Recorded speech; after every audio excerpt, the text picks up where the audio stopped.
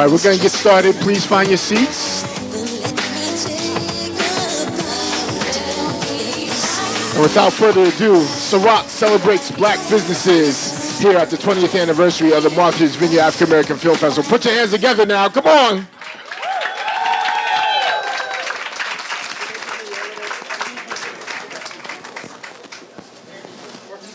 Oh, okay, let's get it started. What's up, everybody? And I'm so glad that we're all here together in this beautiful weather. It doesn't say that, but... But thank you guys for coming out this afternoon and joining us for Ciroc Stands for Black Businesses panel discussion. You know, I love Ciroc Stands. I've been working with them. This is the third iteration I've done with them just because I love supporting black-owned businesses. And so that's why we're here at the Martha's Vineyard African American Film Festival. Now, if you don't know me, my name is Angela Yee, and I'll be your host today. I'm on the Breakfast Club for a little while longer. Thank you. So I had that announcement yesterday, so that's why I'm really excited to go from that to this. You know, it's really a celebration as we celebrate Black Business Month with Ciroc.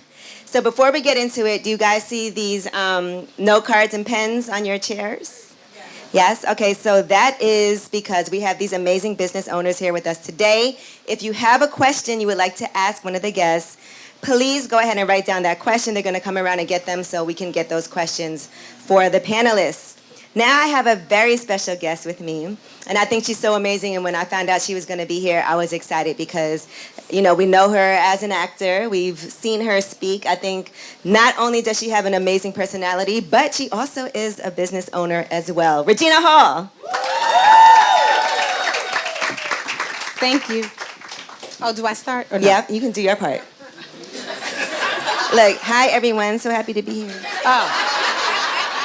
Hi, everyone. So happy to be here. No, thank you.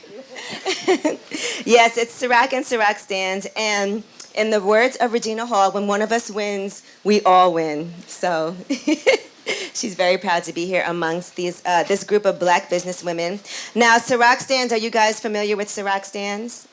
And why it was created and introduced to elevate voices within the Black community and spread messages of joy and hope. And so I had the chance to travel out to Chicago and go to some Black-owned businesses there. I did it in New York, of course. And Ciroc Stands continues to honor its commitment to celebrate Black excellence year-round. So I'm happy to be back here. Now, as a brand with roots in culture and community, it's important for Ciroc to shine a light on Black businesses and entrepreneurs. Plus, we all love Ciroc, right? That's part of it. Can't wait for that toast. I'm excited to introduce you to the faces behind these thriving businesses and share their stories as we also celebrate their unstoppable hustle and dedication in making it here in Martha's Vineyard. And I want to say I love these businesses because it's three things that are important to me. You know, art, fashion and sportswear, and real estate. All things that I love. So let me introduce Zita Cousins, owner and gallery visual art curator of Cousin Rose Gallery. India Rose, owner of motivational sportswear and streetwear brand Sideline. And Nia Clark, owner of Martha's Vineyard Island Wide Realty Inc. and Island Life Studio. So thank you all for joining us this afternoon, ladies. And we would love to start off with each of you giving a quick intro on you and your business. So Zita, you can kick it off. Okay. You want to tell me how to use this? Oh, is your mic not on? Is it on? Yeah. Testing. I want to welcome everybody here today, and it's a pleasure to be on the stage with such celebrities, including fellow business owners. I'm Zita Cousins. I own Cousin Rose Gallery, 71 Circuit Ave. I have a show Saturday night, 7 to 9. My great aunt lived here on the island as a resident, and as a child, I was very blessed to be able to come and spend many summers with her. After graduate school from Simmons College, or Simmons University now, I started Cousin Rose Gallery with Stephen Rose. Stephen Rose's niece is Anika Noni Rose. And so we called it Cousin Rose because it was my designer bags, one of a kind. and his artwork. The first summer, by the end of the summer, we were showing works by Lois Mailou Jones, Tom Feelings. They're deceased, but as time went on, I've shown many, many artists. I've done book signings with Dorothy West, who did The Wedding, Lonnie Guinier, who just passed, Senator Brooke, who lived right in Oak Bluffs, John Hope Franklin, who was a major historian. So the gallery is a small little place in Oak Bluffs, and I hope you find your way there. It's been a joy. It's been over 35 years. I now own the building. I bought it about 28 years ago. Thank you. Thank you. To make it a permanent home. So I hope that's... Perfect. India? Hello, everyone. Thank you so much for being here. Makes me feel like I have a mic. Better? I think that's a little bit better. I'll just go ahead and let's do that.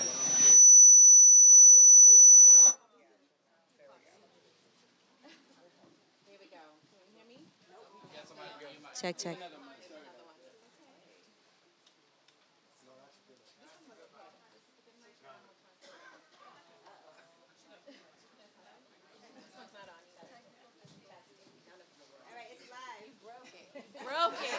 Broke it with that. We live yet? No. I can, there we go. All right. Hello, everyone, once again. My name's India Rose. I own Sideline, which is a motivational sportswear and streetwear brand located at 49 Main Street in Vineyard Haven. I am also the founder of the Martha's Vineyard Black-Owned Business Directory, which I created as a digital platform in 2019. Both of these lovely ladies sitting next to me are in that directory.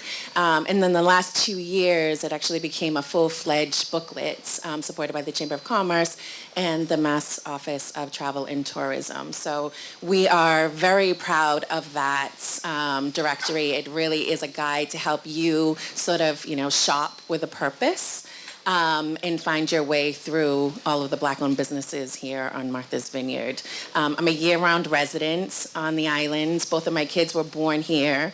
I was raised here from the age of 10. My kids are 20 and 14, both born here. And for me, it was very important that I created a legacy of some sort for them, for friends and family, and to continue to make Martha's Vineyards a place that Black people feel comfortable coming to vacation, live, and open up businesses.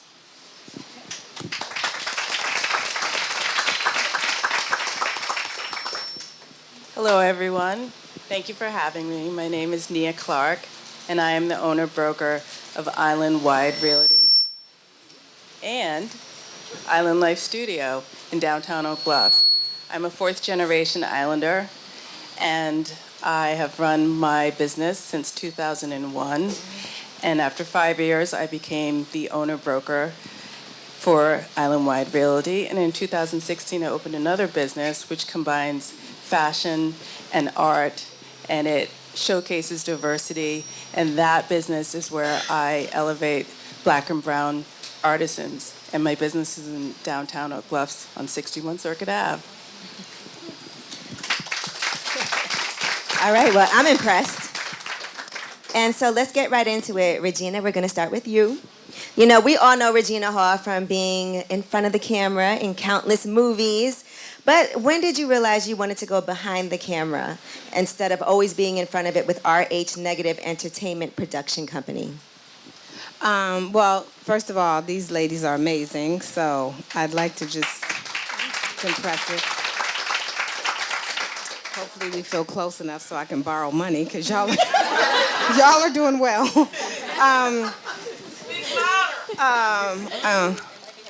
Is my mic on? Can you all hear me?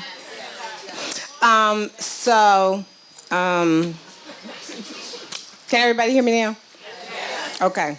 Because if it's just one of y'all, y'all can't hear. I ain't gonna take that. Wait, hold on. I think she's chewing gum. You know, I gotta.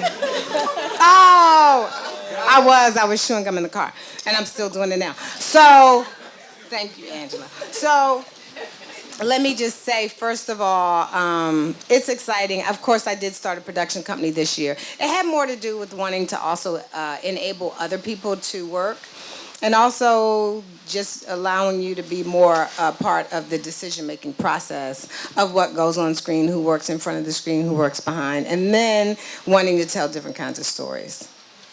All right, I love that. Who wants to pitch something? Okay. Now, what does it feel like to own a Black female-owned production company in today's world right now? Probably better than it would have been 5-10 years ago. I mean, I think that people are a lot more interested in what women are having to say. There's movements that have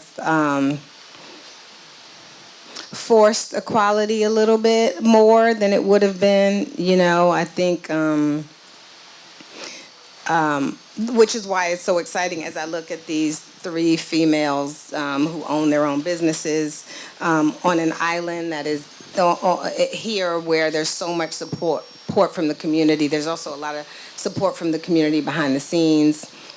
Also having, you know, brands that are large like Ciroc that are always continuing to highlight Black businesses, reminding us of ways that we can support and avenues that we can show our support. That's really important because sometimes when you're small, you don't have the advantage of getting like information out in the same way. But when you have larger businesses that are also Black owned, supporting it helps to grow it. And so I think for, you know, it's great because we can now go and maybe RH Negative can do brand support and be able to help, you know, people. I think it's all about alliances and being able to see where we can create alliances, forge alliances, and then create opportunities for all of us to soar and not just one. Right, there's so much talk about entrepreneurship, but being an entrepreneur is really difficult. Trust me, I know from my own experiences. There's times when you feel like, is this gonna work out? And, you know, I don't feel like I'm getting the support that I need. So, India, I wanna talk to you. I read how you talk about momentarily being sidelined during your journey. What are some things that you overcame, and what advice would you give to others that might face some minor setbacks? Great question. And it also ties into what sideline actually means to me in my brand. So it's a motivational sportswear and streetwear brand, but I'm completely in this brand. It's a reflection. The logo itself is actually influenced by the hash marks on the football field. And it has a 30, 40, 50 on it. And the 50 is the largest because that's where, you know, the best seat in the house is, right, at the 50-yard line. And that's symbolic of, for me, and just sort of my past in my career prior to this, about having a seat at the table. So it's about the echoes and the cheers that come from the sidelines. And that 50 is representative of that. And not just having a seat, but also having a voice. So the moments that I have felt sidelined has been in positions of leadership or working with colleagues or working for other people where it was sort of an imaginary seat at the table, right? So whether I was there because I represented diversity, I was there, you know, whether it was for a quota or because it looked good or because of a potential impact, where I didn't actually have a voice because of that. And it took me a little while to really kind of understand that that was what was being done and that in so many different ways I was actually being silenced in those positions. So being sidelined, you know, for me really is, you know, where you're learning, right? So when people are positioning you to, and I say momentary sideline just in that way, because you're not meant to just be there. There's a lot that can happen that's positive from the sidelines. You can learn, you know, you have the sports aspect where you're there with your coaches and you're there with your teammates. You're there with your family and your friends. I'm a football mom. My son attends the University of Rhode Island. He's a center. I'm very proud in that respect, but I've been, you know, cheering from the sidelines for him and for other people my whole life. And sideline really is basically a reminder of that, right? When you're feeling sidelined or when you're feeling stuck, to sort of listen for those cheers. I'm cheering for everybody that's here in this room, on this stage, and that's what that is about. So my advice when you're feeling momentarily sidelined in that way is to pay attention. Pay attention to everything that's going on when you're on the sidelines. Look at what's being done to you. Pay attention to that information and take that information and go ahead and pivot. And make it work for you. Don't give up, and you'll find the path that's best for you through that process.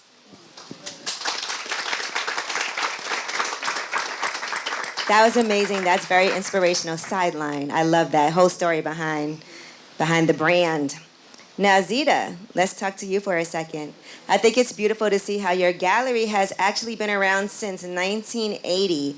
I mean, that's such a big deal because you know how hard it is to even have a business open for 2 years? And so let alone since 1980. Right here on the island, how important was it for you to take the chance and open your business here at that time? I think testing. I don't have it. I broke it again. Hello. Is that working? It's the same mic that. Oh. Number 6. You have three mics by you now. There we go. Testing. First of all, in 1980, I was just a teenager. Moving on, it was important because at that time there were no black retail businesses on Circuit Ave, to my recollection. Shortly after, a woman by the name of Mary started the Carousel, and there were the 2 of us on Circuit Ave. There were inns, Share a Cottage. There was a tool and die shop by an old, long-time Oak Bluffs resident, but there were no retail spaces. So it was very important, and for a long time, I was one of the only 1 or 2 businesses. I am on the island the longest and running black-owned gallery, and in Oak Bluffs, I am the longest running gallery, never mind black or white. Thank you. It's been a fabulous journey. What was the question? I'm sorry. All I kept thinking was period. Yeah. But how important was it for you to take a chance and open your business here at that time? Right. As I said, I think the bottom line was that there were no other black businesses, and I thought that that was important because this is a community that's very diverse. It's global, and I enjoy being here and seeing the people that come from all over the country and come from all over the world, and to see the island and us. You know, you all make the island. You need to realize that. You make the island what it is. So. All right, that's beautiful. What's that address again? 71 Circuit, what did you say? 71 Upper Circuit Ave. It's the quiet end of the street. It's in a little gingerbread style house, Gothic, like the campgrounds. Stop by for some iced tea. Plus, I do like Ciroc. I make lemon drops from them. Bloody Marys. All right, and Nia, you're an island native with your family having lived in Martha's Vineyard for generations, and your grandfather was actually the first African-American deputy sheriff of Oak Bluffs. So how have your deep roots in the community helped you in your career with real estate? Well, when I got into real estate, I think it helped that I had deep roots to the community. I was working on a level that, no? Louder? Hello? Yes. When I got into real estate, I think it did help that I was from the island. My grandfather was here. He raised his family. He had 5 children here. And people understand that I, on a personal level, understand what it's like to have a black foothold here and how important it is to have one here. And so I think that the community supported me in my business and wanted to see me succeed. All right. I love that. Listen, I'm thinking about looking at some real estate now, so I feel like you're the right person to do the whole tour. This is my first time here in Martha's Vineyard, so. And what a first time it is. They're going to have to top this. All right. Now, Regina, let's talk to you for a second. You know, being in a position to help others as a business owner, I would try to make sure I use it to my community's advantage by giving opportunities to other Black and brown employees. So how important was it for you to create a safe space for your community with the production house? Well, I'm not going to hire any Black people. Just very clear. No, I mean, I'm joking. That might be the headline, guys. So true, it would be too. Regina Hall is not hiring Black people. She makes the statement at Martha's Vineyard. No. But no, I mean, it's really important. I mean, there's so many opportunities in film, in the industry, that I want to make, you know, my community aware of. Behind the camera, I know a lot of people want to act, but there's so many things to do behind the camera in the office. I mean, from editing to composing to DPing to, you know, directing to writing. And so there's so many, the hair to makeup, there's so many incredible opportunities. And so when we're able to say, I will take a chance on this person. I think it's one of the reasons I love working with young filmmakers, and that's, you know, Honk for Jesus is two, you know, it's their first time filmmakers. That's really exciting, and you watch your directors say, I want this DP and I want this, and you watch a whole team come together where you're able to teach people. And so I think for me, it's important to be able to create opportunities and to be an example to, I was going to say young, because I'm not young anymore. And it was hard to come out. No, 30's still young. No, because, thank you. Because you really do forget. But it is that you do start to sense that responsibility when you do have younger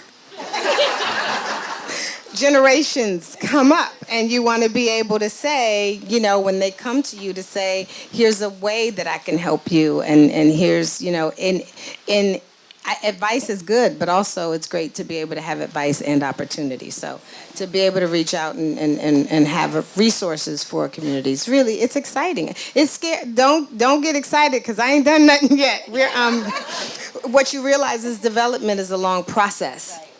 But even in that, we have been able to reach out and support people who bring projects to us. We're always looking for incredible projects for people to bring. And so we've got some with some pretty wonderful writers who are Black and brown, and we're excited to bring those stories.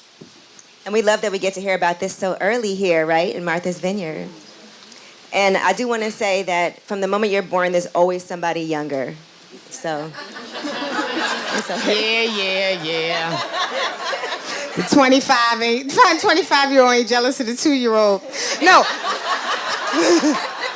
But to all my beautiful young people, I love y'all too. If I look at you side-eyed, it's just human memory and becoming. But I do love you all. No, but it is great. And you know. And isn't life getting better as we're getting older, right? That's always the goal. No, age is great. And I look forward to like every year, because every year something amazing happens and you level up. That's, I think, you know, the primary goal. I think so. Yeah. Yeah, I agree. I was a mess when I was younger. Okay. You were? I was good, young. I really was. I really... No, I'm joking. No, every year does bring some goodness. I was broke. I'm not broke anymore. Okay. I didn't mind being broke. I have to tell you, I was broke and didn't know it. So there's a joy, you know, like now there's social media, so you realize what you don't have. But it's a lie. It's a lie. I was like, we were really broke, but everyone was broke. Yeah. So it didn't feel broke. All right. Well, ladies, how important is it for you to give opportunities to members of your community, especially us broke members, you know? I think it's very important. That's how we grow as a community. And I think these two young ladies are examples of the next generation that's coming up. And I support them, and then they will support someone else. So it's very important that we turn around and look back and support each other. And it's support is not just a word. It means a lot of different things. It means going to their places of business. It means maybe you can't go there, but maybe you'll send somebody there. There are many ways to support a business. So. And I'll chime right off of that as well, is one of the things that when I started Sideline, the original concept didn't necessarily have a brick and mortar that was attached to it, and it sort of evolved. And I knew that once I signed on to a brick and mortar that I really wanted my space to be a hub of culture. So one of the things that I do that I think is so important and building that sense of community is I hold a lot of pop-ups. So I hold, this Friday I have a tea tasting that's in my shop with a distillery, 2 Black-owned businesses that are coming together, and it just is a place where people can gather. Book signings, artists, those are all different events that are, on the Sideline calendar. Local artisans, people that I grew up with and went to school here who make products, who don't necessarily have a good venue to be able to showcase their wares. And I think it's very important to provide opportunities to people. I didn't have those particular opportunities. So for me, I'm very conscious in making sure that I'm giving back, that I'm doing things that I could have used through my process.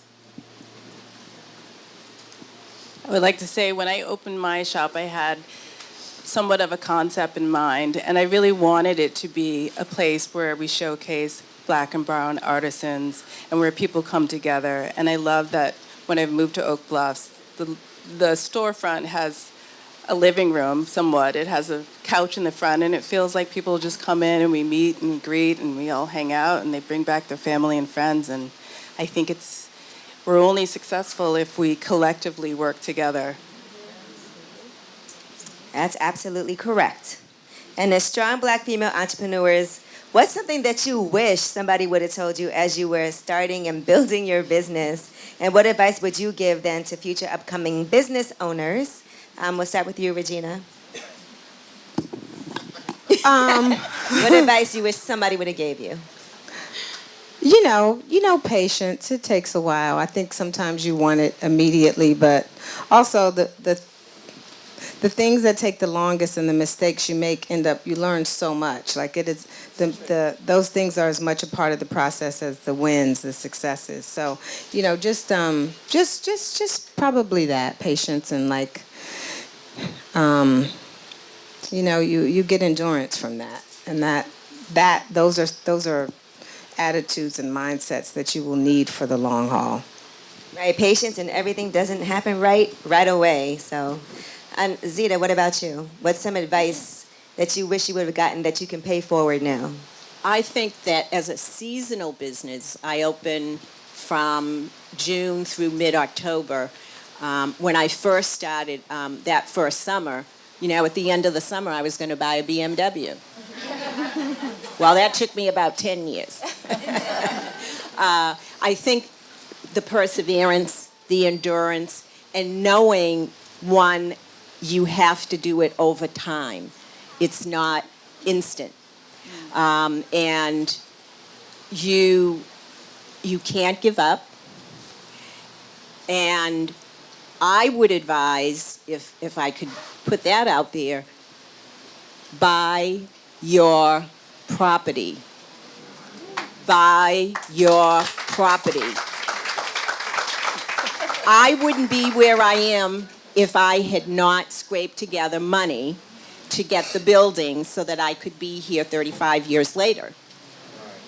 And whether it's a home or whether it's your business, buy property. It's so important because they're on the street. There are so many people who are no longer there, and those of you who come back year after year, you're like, oh, so-and-so is gone, because they didn't own the property.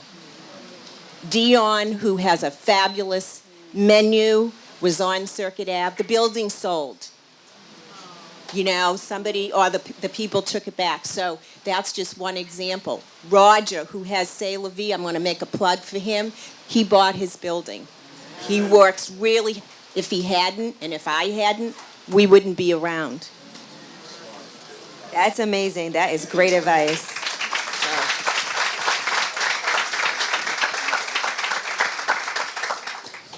And India, what advice do you wish you would have got that you can pay forward? What I'd like to definitely pay forward is to start. So I think one of the biggest challenges for a lot of people is when they have an idea and they're ready to move forward is thinking that you have to know how to do everything. If you're really good at making a product, you don't have to necessarily be really good at accounting. There's so many different things that you can outsource and that you can delegate. And I think it's really important to sort of understand that you can be good at a couple of different things, and then really just take the time to sort of build your team around that, get support systems in place to help you completely pull it off in that way. So I know one of the things that I was late in doing, and that's just because I'm sort of a quality control freak, is was really building my team. I took too long to do that because I felt that if I was delegating something, I couldn't keep my eyes on everything that was going on and something might fall through the loop. Really good customer service was really important to me. And, if I wasn't there, what was going on, right? So for me, it was really having to also believe in other people as I was building that team. But that's really important. You don't need to know everything. You can just go ahead and start. I agree with that. And you're going to end up paying people before you even get paid, too. I just want to put that out there. Absolutely. As a business owner, you get paid last, or maybe not at all at first until things, trust me, I know. Nia, what about you? What advice do you wish you would have gotten that you would like to share? I think I would like to share more so about timing and understanding that it isn't always perfect timing and that it's important to make your decision about your business based on your faith and not your fear. I feel like when I started real estate, my daughter was 3 months old. It was a strange time to start a new business. Definitely not, real estate isn't definitely flexible hours. And actually, when you take on a business, it is like taking on a child. It's all consuming. And there's no such thing as starting out a business and making your own hours. This is your second baby or your first baby, and you need to understand, you need to put in the time.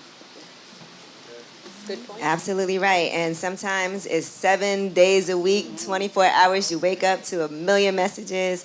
But do take care of yourself, too, at the same time. That's a hard thing to be able to do. Could I interject with that? Piggyback?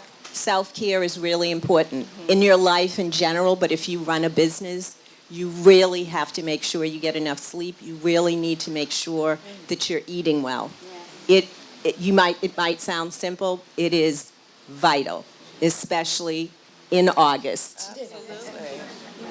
I mean, you can't be like, I don't have time to go to the doctor, but I have this. But you have to make time for things like that because nothing's worse than when you're falling apart because you're trying to make your business work and then you end up having to step away without a plan because you didn't take care of yourself.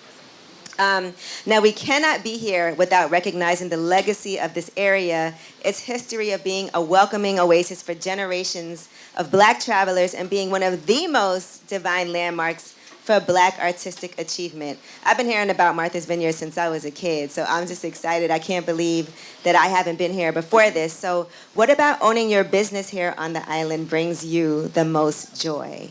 Zita? Making money.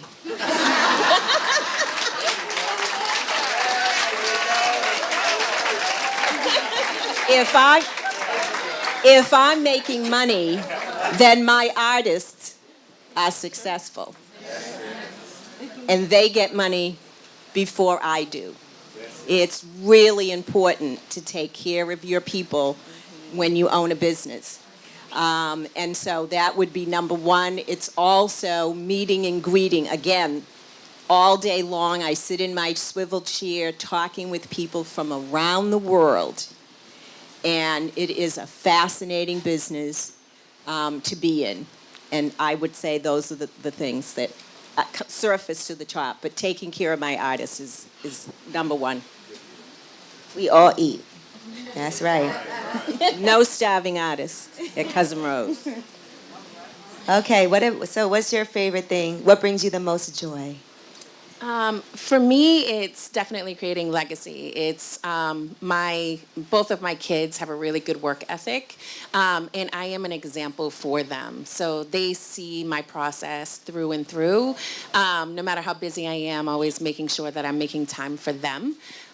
In that process as well. So legacy is definitely a big part of that. Growing up here, both my kids being born here, so legacy on the vineyard is definitely important.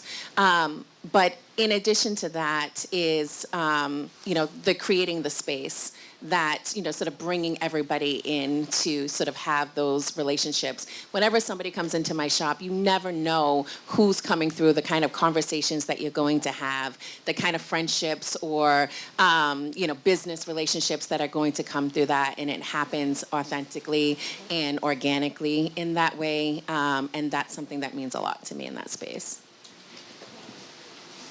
Okay, legacy. And Nia? I have to agree, legacy is important, coming from a family that's been here for generations that ran businesses here. And in real estate, it's a different aspect where you're meeting people, but at Island Life Studio, where it's set up somewhat like an open door living room for people to come in and meet and greet, and we have art shows and pop-ups, and it just brings me great joy to sort of meet with the community and blend and just have a good time in the shop. Do y'all hang out together with each other outside of? I'm just No, curious. we're working. We're working. I know, we're working. Ever? Focuses work. We just talked about self-care, though. Sometimes you do need those. And collaboration, I think, is We amazing. will. Okay. Yeah. Yeah, because those August is all collaborative, because I'm hearing art and pop-ups and all of that, just. But one of the things you talked about was 7 days a week, 24/7. If you're running the business and your assistant can't come in, you've got to go in. So that could mean working all day, every day. It also may mean when your friends are out, going to a party or an event, and somebody can't show up at the shop, you have to be there. And you can't close your shops and people will say, oh, they're never open. They're never open. That will kill your business. I mean, I know that, you've learned that. Yeah, and that's a good point. If your hours are your hours, they got to be your hours. You can't say we open at 10 and then somebody shows up at 12 and you're still not open. That's one thing I see all the time. And I get so mad if that happens to me. Okay. All right, now, over the past few years, we have seen Ciroc stands activate to support moments that matter most to our communities, both nationally and locally, to share unique stories within communities across the country. So what are you hoping that this attention from Ciroc stands will bring to what you all are building here in Oak Bluffs? Well, obviously, I would love some exposure, of course. But I think that it brings support, and it makes you feel like, as a woman, a black woman in business, there's a community of support, and that's a wonderful thing to have. And I mean, just elevating black businesses in general, I think is so important. When I created the directory, it was something I wasn't sure how people were going to receive it initially. When I launched that website, there were also a couple of businesses that weren't sure if they wanted to be a part of it because there was a certain level of fear as labeling themselves a black-owned business.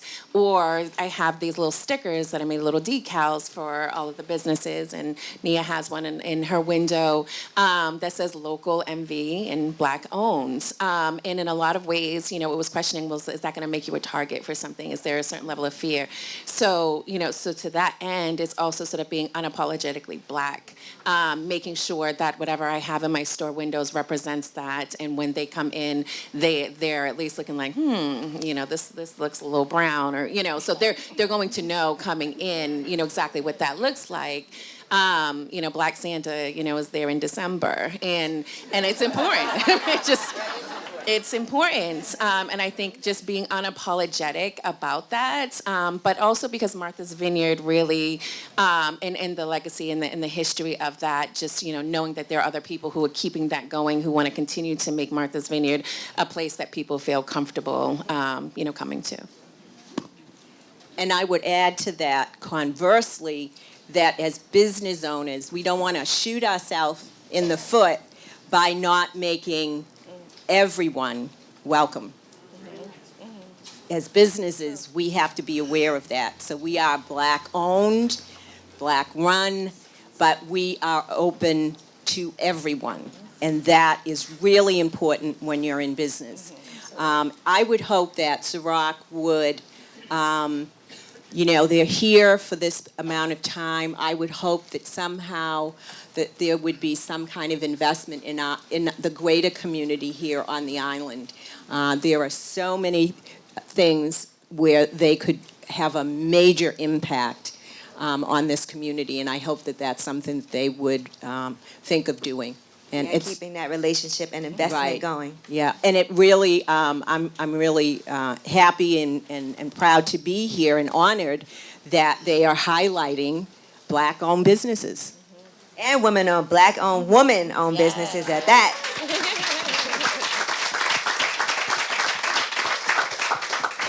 All right, now I have one more question, but I do want to say, if you guys have your note cards, if you could just, we're going to pass them down the row so we can collect them if there's any questions. But the last question, and Regina, I'll start with you. Since we're talking about inspiring growth and journeys, where do you see yourself and your business in the next 5 years? RH negative. Gosh, 5 years, I hope I have some great productions. I mean, one of the things I love is, the one thing I love about what I do is that it literally starts from an idea in someone's brain. And then that idea gets translated to paper. And then that paper gets translated to, people and characters. And then, of course, it gets translated to money and budgets. But you get to take that thing and you create something that was here, and it becomes a tangible product for an audience to watch and to receive and to feel. So, it's hopefully to be able to watch that process from beginning to end, to literally watch a flower bloom, and in 5 years to have projects and be able to support other upcoming artists in front. And I hope that I can introduce people to talents that they have that they didn't necessarily know about. Some people are like, I didn't realize I loved editing or, music so much, and maybe they're scoring. I don't know, but, it's to be able to create as many opportunities for women and for women of men too. I like men. I ain't gonna lie. Shit, I love men. But as a woman, we have not had the amount of time and, historically with the same opportunities. So it's important as women, knowing how much work we do, to be able to extend what we have to the next person and be able to create, a lot of opportunities. So I just look forward to being relevant and important production company. I foresee some blockbusters coming, right? Absolutely. 5 years from now, we remember we had this conversation. And I hope they're not like, remember Regina Hall? It's been 8 years. You think, did they come out with something yet? No, not yet? No, I'm joking. what's today's date? We're going to check that. Zita, what about you? 5 years from now? I think maintenance is important. Once you have a business, you want to be able to maintain it, the quality, and that can be a challenge in this economy. The other thing would be, because people come and they look for, when they walk through the door, they're like looking to make sure it's what it was last year. Was it 5 years ago? Or, oh, she's slipping. It's not the same. So maintenance is very important.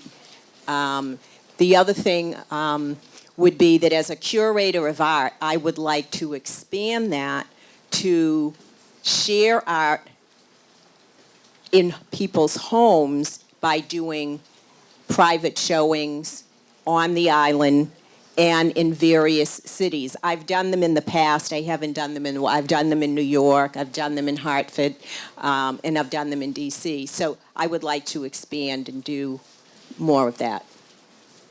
Okay, perfect. And India, 5 years from now?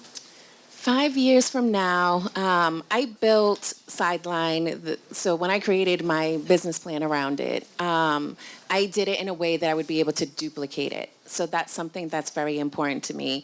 And growth with quality is also important, stemming off of what Zeta was just saying. So the energy that I bring to Sideline on the Vineyard, I'd like to bring to other communities. I'd like to grow my online store in addition to that, but I would like to duplicate that to be able to sort of, bring a sense of community in different areas wherever those places may be. But that's definitely part of my growth plan. We see it. I would like to continue with what I'm doing. I love the shop.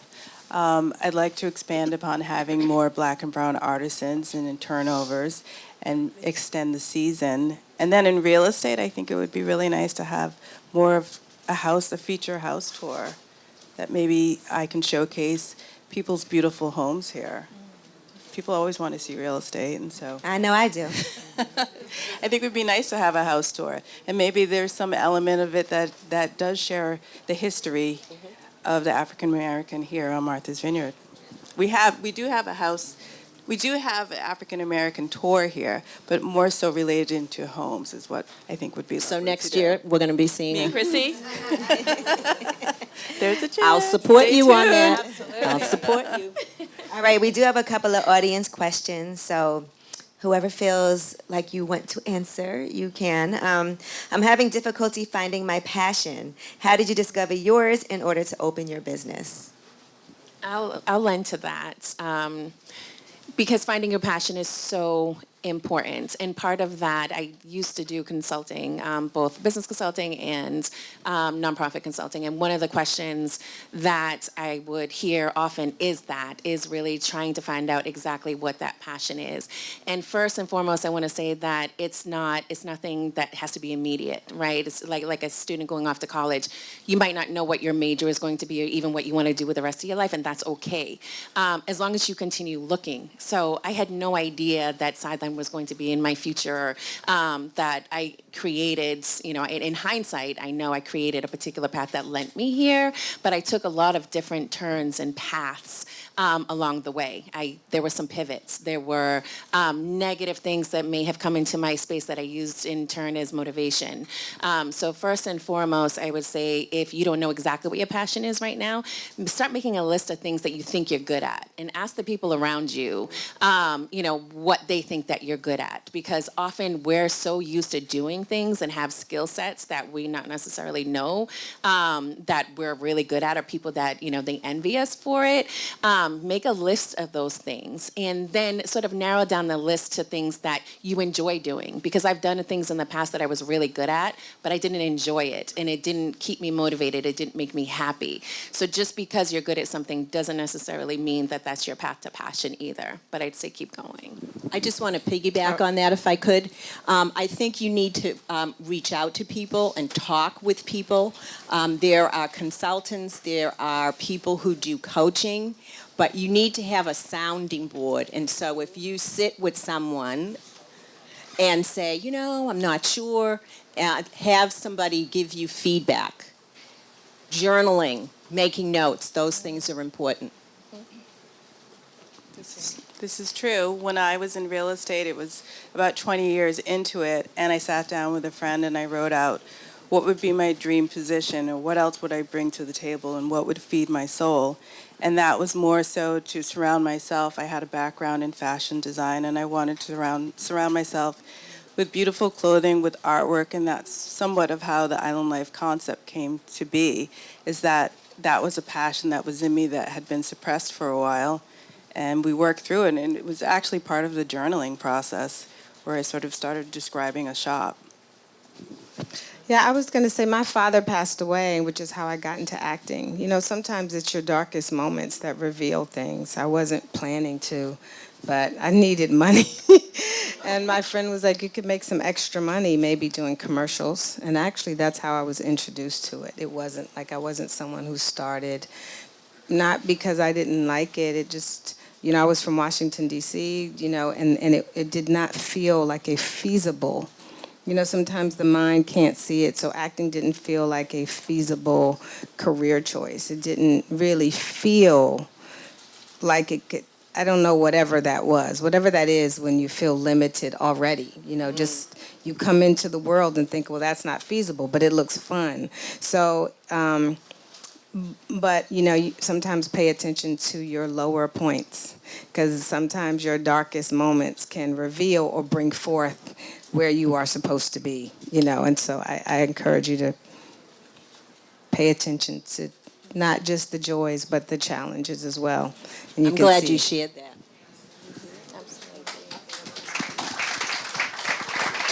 Yeah, I agree with that. I also feel like that's the time when you're most willing to take a risk, too. Like sometimes in your lowest moment, you're like, well, whatever, it can't get worse than this, because I've done that. And then you go out on a limb that you might normally be scared to do. All right, we only have time for one more question. All right, so since there's about 3 questions for Regina that are the same, pretty much, I'm going to ask this. How would a person submit work to your production company? And somebody said, how can I submit my writing? So people want to know, how can they submit to you? Okay, so this is, I'll answer it, and I'll say a slightly more complicated thing that the industry does, unfortunately. A lot of times when you don't have an agent, or representation, which could also be a lawyer, and you submit work, we do not read it. Although I'm gonna give you my information, so I'm not gonna front. But the reason is for legal purposes. So it's for lawsuit reasons. So in 5 years, they're not like, we sent it, and she didn't do it. That was my idea. She stole it. Yeah, I emailed she it to her. stole it. But that being said, if you maybe have a lawyer or anyone, they can also submit your work, and then it protects you, and then it protects the other person. And so you can submit it at, look, I should know it, but you can submit it at to th@rh, the negative symbol, RH negative whatever, ENT entertainment.com. Okay. And TH is president of my production company. All right. Well, I do want to thank the ladies up here. You guys are amazing. And can you share your business business handle so people can follow you on social media? Because I know they're going to want to see what y'all have going on and maybe follow up that way too. Simple, cousinrosegallery.com. I'm a brick and mortar business. Please come see me. My Instagram is at Sideline CEO and at the Sideline brand. My shop is at 61 Circuit Ave, and my Instagram is MV Island Life. And my website for the real estate is Martha's Vineyard Island-wide Realty. Regina, come on. Oh, well, no, I was going to give them, well, I don't have an address. No, your Instagram. But we don't have an Instagram. You don't have an Instagram You for know yourself. what? Let me just say this. My Instagram is more Regina Hall. Okay. But I'm We need terrible more. at Instagram. Okay. But I will say, I know I'm, but whatever. But you can contact TH at RH Negative Entertainment. All right, well, if you guys want to learn more about Ciroc Stands and see more clips from this week's festivities, make sure you follow at Ciroc on Instagram. And finally, we do want to invite you guys out tonight. Y'all gonna come out? Yeah. What about you, Zita? I know you're always working, but... I have my outfit ready. Okay, good. It is the Ciroc all-white summer party tonight, so it's open to all festival attendees. All you got to do is have your passes. And make sure you guys come and toast to Black excellence. We're going to be celebrating the inspiring voices and people on the island who continuously work to spread joy, define culture, and also help shape their community's future. I'm so excited and honored to be up here with all of you. Thank you. And congratulations on all of your success. We're looking forward to checking back in 5 years from now. And congratulations, Regina, on RH negative as well. Yeah. Thank And you. go see Honk for Jesus. Yes, go see Happy Jesus.